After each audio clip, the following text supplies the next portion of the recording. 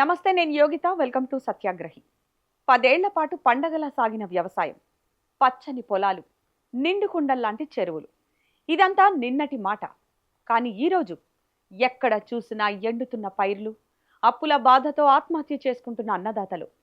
48 గంటల్లో 8 మంది బలి. రాష్ట్రంలో మరణ మృదంగం మోగుతుంటే మన ముఖ్యమంత్రి ఎక్కడున్నారు? కొడంగల్లో ఎన్నికల ప్రచారంలోనా, లేక ఢిల్లీలో అధిష్టానం చుట్టూ ప్రదక్షిణల్లోనా? రైతు చస్తుంటే పలకరించే తీరిక లేదు గాని పక్కా రాజకీయ ప్రతీకారాలకు మాత్రం టైం ఉంది. అసలు తెలంగాణలో ఏం జరుగుతోంది? ఇది కాలం తెచ్చిన కరువా, లేక కాంగ్రెస్ తెచ్చిన కరువా? కేవలం 2 రోజులు, 1 కాదు 2 కాదు, ఏకంగా 7 రైతులు బలయ్యారు.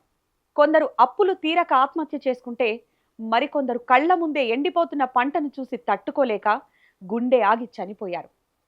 రేవంత్ రెడ్డి, మీరు అధికారంలోకి వస్తే ఇందిరమ్మ రాజ్యం వస్తుందని చెప్పారు.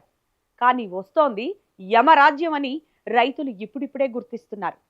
వ్యవసాయ రంగంలో మోగుతున్న ఈ చావు డప్పుకు ముమ్మాటికి మీ చేతకానితనమే కారణం. లక్షలాది ఎకరాల్లో పంటలు ఎండుతుంటే మీరు మాత్రం ఎమ్మెల్సీ ఎన్నికల లెక్కల్లో మునిగిపోయారు. పీకల్లోతు సంక్షోభంలో ఉన్న అన్నదాతను కాపాడాలన్న సోయి మీకు 0.5% కూడా లేకపోవడం ఈ రాష్ట్రం చేసుకున్న దురదృష్టం. తెలంగాణ రైతుల పాలిట శాపంగా మారింది రేవంత్ రెడ్డి రాజకీయ కక్ష. కాళేశ్వరం ప్రాజెక్టుపై కక్షగట్టి కనీసం రిపేర్లు చేయకుండా, నీళ్లు వదలకుండా లేని సాగునీటి సంక్షోభాన్ని సృష్టించారు. ఫలితంగా భూగర్భ జలాలు పాతాళంలోకి పడిపోయాయి, బావులు ఎండిపోయాయి, బోర్లలో నీళ్లు రాక రైతులు అప్పులు చేసి మరీ కొత్త బోర్లు వేస్తున్నారు. రాజకీయంగా మీరు కేసీఆర్ని ఎదుర్కోవాలి అనుకుంటే అది మీ ఇష్టం. కానీ ఆ కక్షలో రైతును బలి చేయడం క్షమించరాని పాపం. 10 ఏళ్లు పచ్చగా ఉన్న భూములను కేవలం 14 నెలల్లో ఎడారిగా మార్చిన ఘనత మీకే దక్కుతుంది.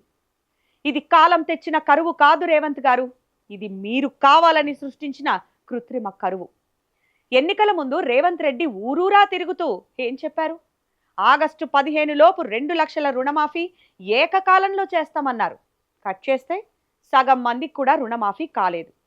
రేషన్ కార్డు లేదనో, తండ్రి కొడుకు పేర్లు ఒకటే ఉన్నాయనో 100 రకాల సాకులు చెప్పి రైతులకు మొండి చేయి చూపించారు. ఇక రైతు బంధు కథ అయితే మరీ దారుణం. దానికి రైతు భరోసా అని పేరు మార్చి ఆ భరోసానే లేకుండా చేశారు. పెట్టుబడి సాయం కోసం రైతు ఎదురు చూస్తుంటే ప్రభుత్వం మాత్రం పైసలు లేవు అని చేతులెత్తేసింది. అప్పులు పుట్టక, పెట్టుబడి అందక, నీళ్లు లేక రైతు దిక్కుతోచని స్థితిలో ఉన్నాడు. ఏడాది కాలంగా తెలంగాణ వైపు కన్నెత్తి చూడని రాహుల్ గాంధీ ఇక్కడ జరుగుతున్న ఆత్మహత్యల గురించి ఎప్పుడు స్పందిస్తారు? మీ మొహబ్బత్ కి దుకాన్లో రైతుల ఆత్మహత్యలకు చోటు లేదా? రాష్ట్రంలో పరిస్థితులు చేయి దాటిపోతున్నాయి. ఇప్పటిదాకా కాంగ్రెస్ పాలనలో దాదాపు 440 మంది రైతులు చనిపోయారని గణాంకాలు చెబుతున్నాయి. దీనికి ముఖ్యమంత్రి రేవంత్ రెడ్డి పూర్తి బాధ్యత వహించాలి. తన వైఫల్యానికి ముక్కు నేలకు రాసి రైతులకు క్షమాపణ చెప్పాలి. తక్షణమే ప్రభుత్వం చేయాల్సిన పనులు కొన్నున్నాయి. వాటిని ఒకసారి పరిశీలిస్తే, రాష్ట్రంలో వెంటనే వ్యవసాయ ఎమర్జెన్సీ ప్రకటించాలి. ఆత్మహత్య చేసుకున్న రైతు కుటుంబాలకు స్పెషల్ ప్యాకేజీ ప్రకటించి ఆదుకోవాలి. పంట నష్టపోయిన ప్రతి ఎకరాకు పరిహారం చెల్లించాలి. రాజకీయాలు పక్కన పెట్టి సాగునీటిని విడుదల చేయాలి. తెలంగాణ గడ్డపై రైతు ఉసురు తగిలితే ఏ ప్రభుత్వానికైనా నూకలు చెల్లినట్టే. రేవంత్ రెడ్డి సర్కార్ అన్ని రంగాల్లో ఫెయిల్ అయింది అనడానికి ఈ ఆత్మహత్యలే నిదర్శనం. ఇప్పటికైనా నిద్రపోతున్న సర్కార్ మేల్కొంటుందా, లేక మరింత మంది రైతులను బలి తీసుకుంటుందా చూడాలి. మరి తెలంగాణలో నెలకొన్న ఈ కరువు పరిస్థితులపై మీ అభిప్రాయం ఏంటి? ఇది నిజంగానే రేవంత్ రెడ్డి వైఫల్యమా? ఈ వీడియో కింద కామెంట్ సెక్షన్లో మాకు తెలియజేయండి. రైతులకు అండగా ఉండడానికి ఈ వీడియోను షేర్ చేయండి. మరిన్ని పొలిటికల్ అప్డేట్స్ కోసం మా ఛానల్ని సబ్స్క్రైబ్ చేసుకోండి.